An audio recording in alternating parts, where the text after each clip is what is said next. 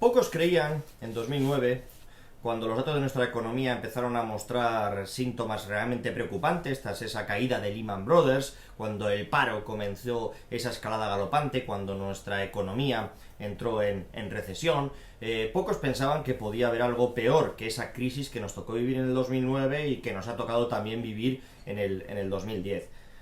Pero verdaderamente varias personas pensábamos que sí podía existir algo peor que esa situación de ajuste tremendo que vivimos durante esos meses posteriores a la caída de Lehman Brothers, y ese elemento más preocupante que la propia crisis en sí es la salida de la crisis.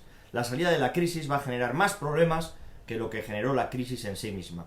Y verdaderamente la economía española camina en ese sendero preocupante y vamos avanzando poco a poco en esta segunda década del siglo XXI. Verdaderamente cada vez pues yo estoy más preocupado al respecto de lo que va a suceder en esta década y como no reaccionemos rápido pues va a ser una década perdida. Nuestra economía sigue estancada, el gobierno ha corregido a la baja sus previsiones, bien es cierto que no ha sido un ajuste excesivo, pero en cierta manera, lejos de mejorar las perspectivas, pues todo parece indicar que nuestra economía va a seguir estancada, con unos crecimientos pírricos y lo más preocupante, con una tasa de desempleo en torno a ese 20%.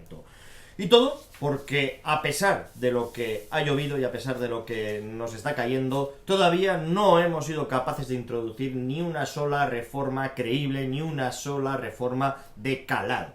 Nuestra economía sigue teniendo un mercado laboral excesivamente rígido, seguimos teniendo los clásicos problemas derivados de los contratos, la contratación, los despidos, los no despidos, la negociación colectiva, y salvo pequeñas reformitas, ninguna reforma de calado se ha producido, y por lo tanto pues va a resultar complejo que nuestra economía experimente un giro positivo en los próximos años. Yo no hablo únicamente de los próximos meses o de este 2011 que ya tenemos un trimestre vencido. Todo es absolutamente preocupante. El paro, la caída del consumo interno, los ajustes que ha tenido que ir haciendo el gobierno, la reducción o congelación de los salarios de los funcionarios, el incremento del precio de la luz, todo esto pues reduce el potencial de consumo de las familias, algo que se va a ver incrementado si hoy finalmente Jean-Claude Trichet nos anuncia una subida de tipos de interés. Por lo tanto, el consumo interno no va a funcionar a lo largo del 2011. Únicamente nos agarramos a ese clavo ardiendo de las exportaciones. Pero en ese mundo de las exportaciones nos estamos topando con la escasa competitividad de nuestras empresas, con el escaso conocimiento de los mercados que verdaderamente están experimentando un gran crecimiento, India, China, y también nos encontramos pues con un dólar que se muestra débil ante nuestro euro. Todo ello además se va a ver agravado por una cierta inestabilidad con el precio del petróleo. Recordamos que como el precio del petróleo siga subiendo, estamos en estos momentos moviéndonos entre los 110 y 120 dólares, pero como llegue a los 135 140 dólares esos precios récords, la economía española vuelve a entrar en recesión fijo.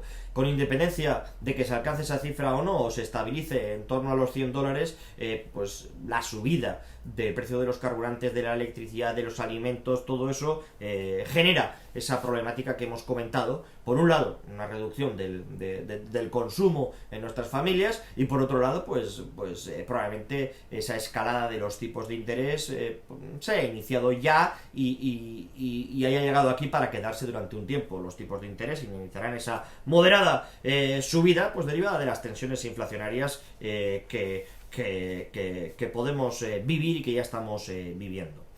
Al margen de todo ello, tenemos también la sombra de la duda sobre si seremos capaces o no de cumplir nuestras promesas en cuanto a la reducción del déficit público, porque ni nosotros mismos creemos que seamos capaces de meter en cintura a ese reino de taifas denominado comunidades autónomas. Resulta un tanto sorprendente y probablemente pues fuera de nuestro país alucinen viendo pues cómo no existe ese techo de endeudamiento ni límites en el gasto para esas administraciones públicas, y aunque el gobierno parece que está haciendo sus deberes por lo que respecta a sus cuentas, pues hay una gran duda sobre lo que va a suceder en las comunidades autónomas.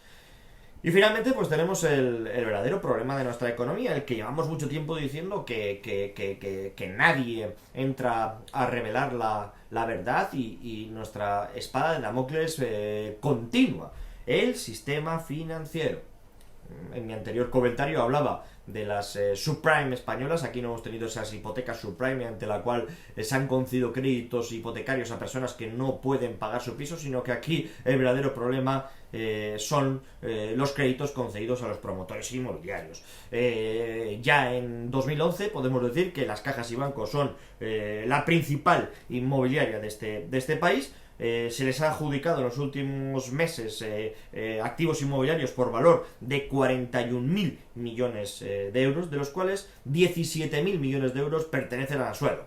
Y el suelo, pues tal y como están las cosas, pues probablemente no vaya a recuperar su valor o no vaya a poder ser utilizado hasta finales de esta década que acabamos de iniciar, por lo menos hasta la segunda parte, más allá del 2015. Y es el verdadero problema, más allá de que no nos ponemos de acuerdo sobre las cifras del Banco de España, sobre las cifras de Standard & Poor's, pues todo el mundo intuye y tomando cifras aisladas que los 20.000 millones de los que se habla sobre necesidades de las cajas y entidades financieras de este país, pues es una cifra que se nos va a quedar muy corta.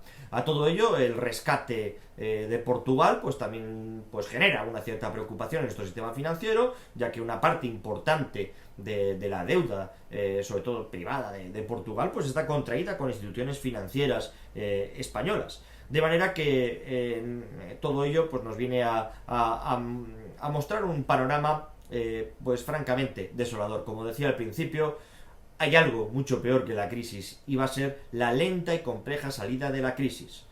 Hace unos años, en el 2007-2008, cuando empezábamos a hablar de crisis y comentaba que probablemente esto llegue hasta el 2015, muchos me miraban como diciendo ¡qué exagerado!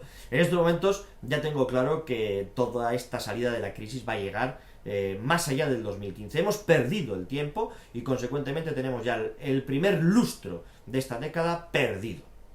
2011, 2012, incluso 2013 y 2014 son años perdidos porque las medidas siguen sin llegar.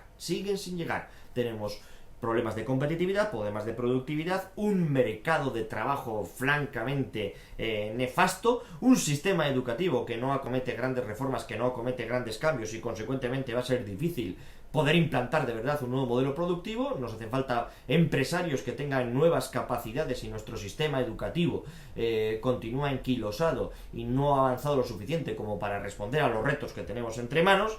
Y en todo caso, pase lo que pase, seguimos teniendo una tasa de desempleo en torno a ese 20%, que es y va a ser el auténtico lastre para la recuperación de nuestro país.